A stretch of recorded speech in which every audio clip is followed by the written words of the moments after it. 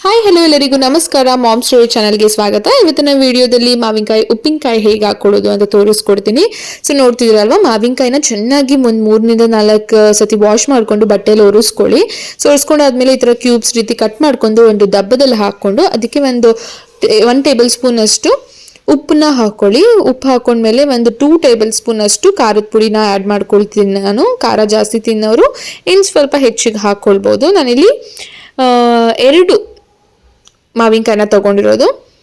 So 2 table spoon ಅಷ್ಟು ಹಾಕೊಂಡಿದ್ದೀನಿ ನಾನಲ್ಲಿ. ಇದನ್ನು ಚೆನ್ನಾಗಿ ಈ ರೀತಿ ಮಿಕ್ಸ್ ಮಾಡ್ಕೊಳ್ಳಿ. ಇದು ಇನ್ಸ್ಟೆಂಟಾಗಿ ಕೂಡ ನೀವು ತಿನ್ಬೋದು. ಇದು ಜಸ್ಟ್ ಈಸಿಯಾಗಿ ಯಾವ ರೀತಿ ಮಾವಿನಕಾಯಿ ಇದು ತಿನ್ನಬೇಕು ಅಂತ ಆಸೆ ಇದ್ದಾಗ ಮಾಡ್ಕೊಂಡು ತಿನ್ನೋಕ್ಕೆ ಈ ರೀತಿ ಅಷ್ಟೇ.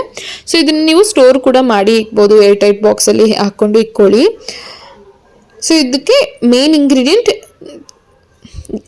ಆಯಿಲ್ ಅಂತಲೇ ಹೇಳ್ಬೋದು. ಇದಕ್ಕೆ 5-6 ಟೇಬಲ್ ಸ್ಪೂನ್ ಅಷ್ಟು ಆಯಿಲ್ನ ನಾನು ಹಾಕಿ ಚೆನ್ನಾಗಿ ಮಿಕ್ಸ್ ಮಾಡ್ಕೊಳ್ಬೇಕು. ಇದು ಹಾಗೆ ನೀವು ಬಿಸಿ ಬಿಸಿ ಅನ್ನ ಜೊತೆ ಹಾಕೊಂಡು ತಿಂದರೂ ಕೂಡ ಚೆನ್ನಾಗಿರುತ್ತೆ, ಅಥವಾ ಒಂದು ವಾರ.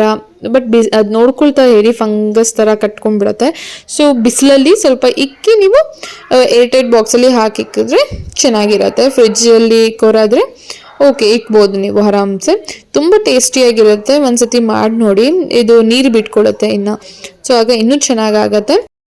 ಯಾರೆಲ್ಲ ಇನ್ನೂ ನನ್ನ ಚಾನಲ್ನ ಸಬ್ಸ್ಕ್ರೈಬ್ ಮಾಡ್ಕೊಂಡು ನೋಡ್ತೀರಾ, ದಯವಿಟ್ಟು ಸಬ್ಸ್ಕ್ರೈಬ್ ಮಾಡಿಕೊಂಡು ನೋಡಿ ಅಂತ ಹೇಳ್ತೀನಿ.